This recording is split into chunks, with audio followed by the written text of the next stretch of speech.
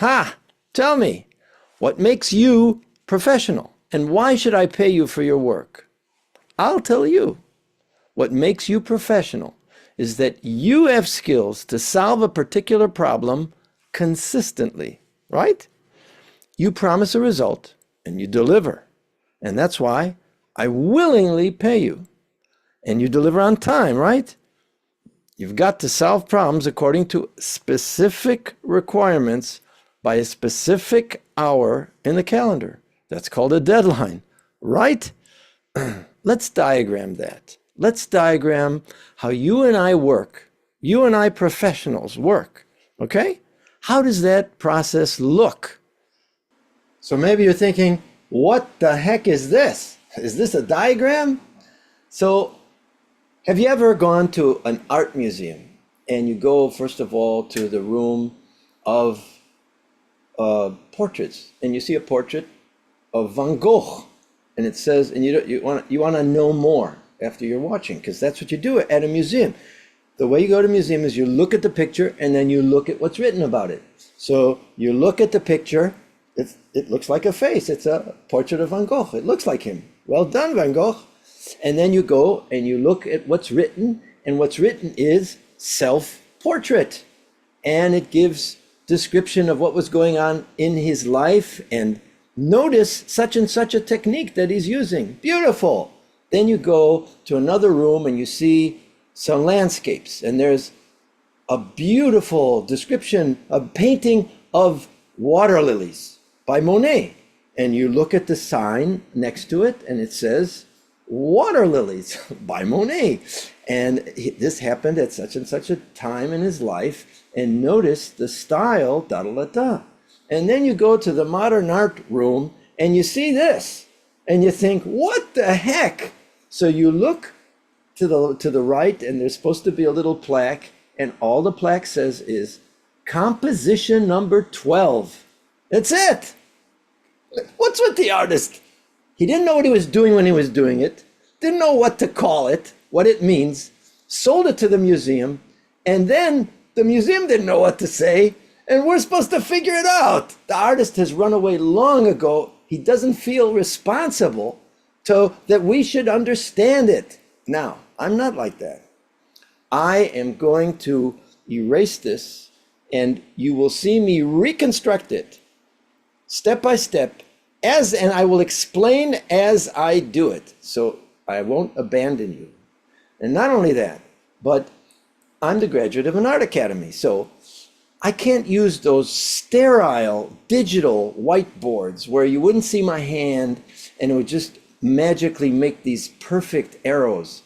You will see me, this hand, this heart, make it, and you'll feel together with me as the ink drops off the pen onto the whiteboard, and you feel the joy and drama of life. Let's go. Okay, let's now diagram the process of a business professional. This is the process in its scheme, right? Its plan. So first of all,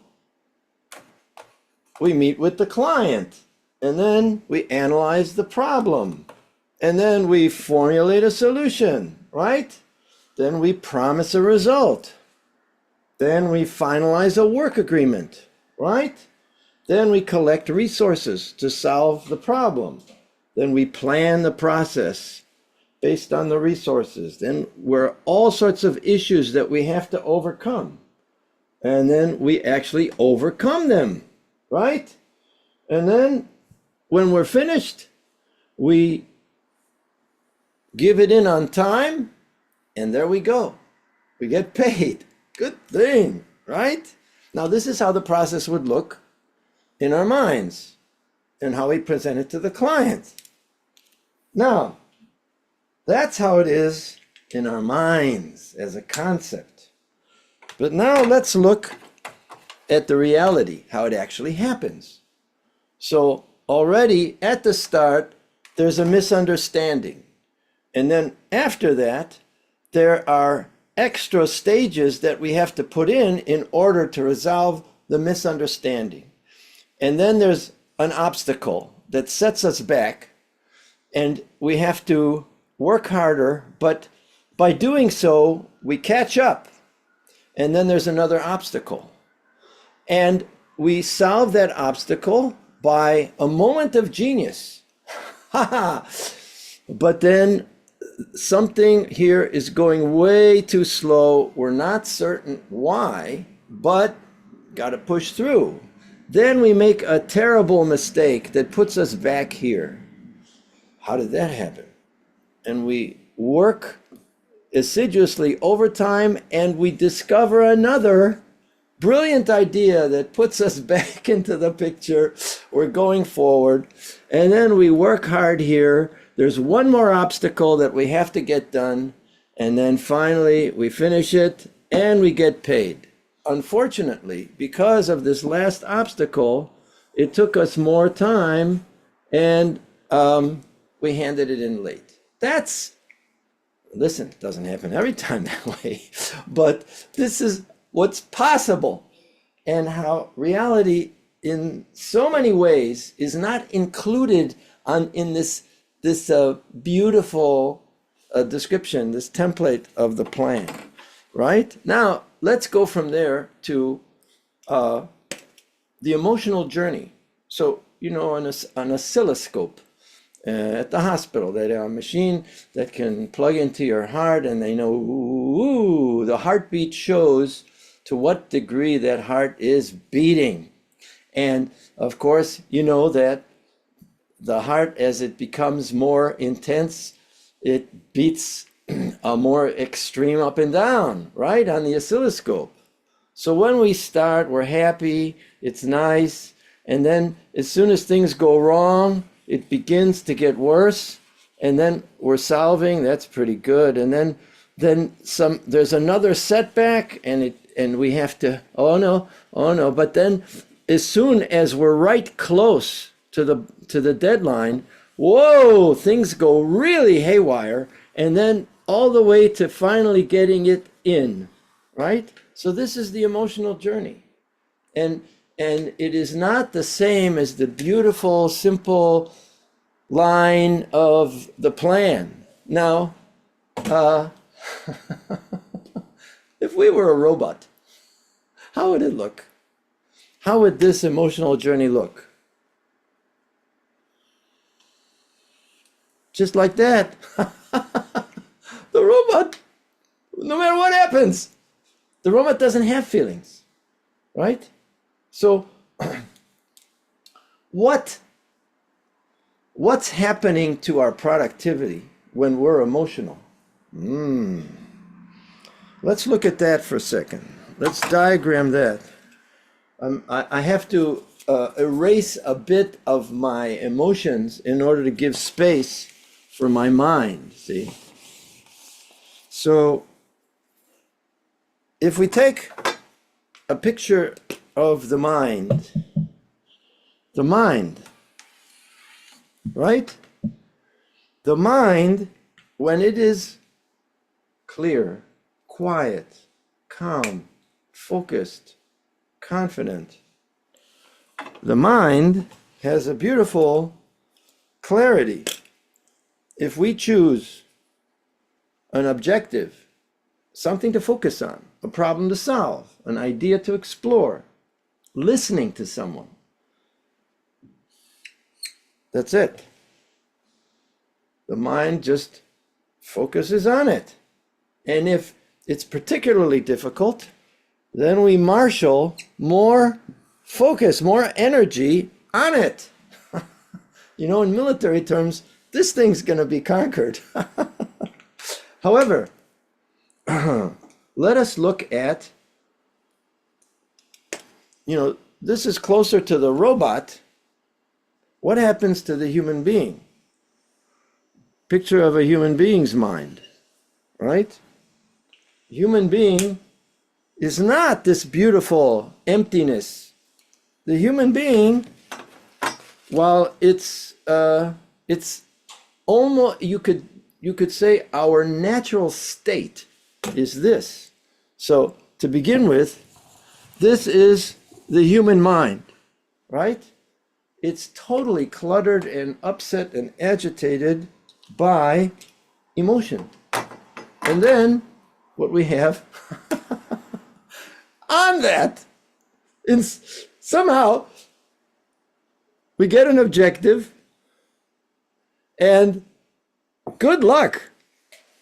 I mean, it's hard for that arrow to come across within all that mess. It's got to cut through the mess. That's the challenge, to cut through the mess. And so, what can we do to make our minds closer to this than to that? Because let's look at the process that we go through step by step. We'll take it arrow by arrow, all right? So the normal person begins with this arrow, and then we have an emotion. And the result is that we get off track. We get distracted, or we have resistance, or we don't think things through, and so we are going in rabbit holes that are unproductive or out and out running away from the solution. And so at this point, what do you and I have to make sure that we can get back on track? Well, see, then the time spent on all of this means that instead of having one arrow right tight with the other, you've got all this space until we can get back on track. And so with all the things that are happening, instead of having a tight process, we have a process that's highly interfered by other things that get us off track, you see. And sometimes it's not just that it takes time, but as we see here, we make mistakes, we don't see opportunities, ways of making things 10 times more quick, more quality. And so what can I propose to solve that? Well, how about instantly productive? What was I trained by a commander in the Navy SEALs that is essential to maintain this when we naturally go to this? Well, what you do is every time you know that you got off track, you feel this, so you stop. You stop and you refocus. So instead of this time being filled with errors, you are filled with progress and brilliance because you know how to refocus. So this is the very point. This right here, this here, we'll give it a nice color, a new color. There's this right here. See, if you can somehow solve your emotions and have a way of refocusing, you can insert another arrow and stay on track. And if you keep stopping every time you are off track, you know that you've lost focus, what you do is you replace all of those terrible moments when you are this and make them this. So you stay in focus. That is in instantly productive. It's the 1-2. punch. It's the 1-2 punch. You stop, refocus, stop, refocus. There you have it. Yeah, that's the 1-2 knockout punch. Stop and refocus. Pow, pow. And that is exactly my instantly productive system. You want to test drive it? You want to experience what it's like to be able to stop the instant you get off track and then refocus and get back on track so you can get back into your zone of peak performance where your mind is calm and focused and confident and productive? Stop for a second. Imagine, how would you feel to have that power within you to stop any emotional disturbance or distraction instantly and immediately get back into your zone of peak performance? If you want to test drive that, click on the link in the description box and tell me in one sentence today what triggered your emotion and kicked you off track. So click on the link in the description box to do two things. One, schedule a quick free 20-minute training session with me so you can reprogram yourself. And two, send me your one-sentence description of what triggered your emotion and derailed your focus. It's so easy. Let's do it.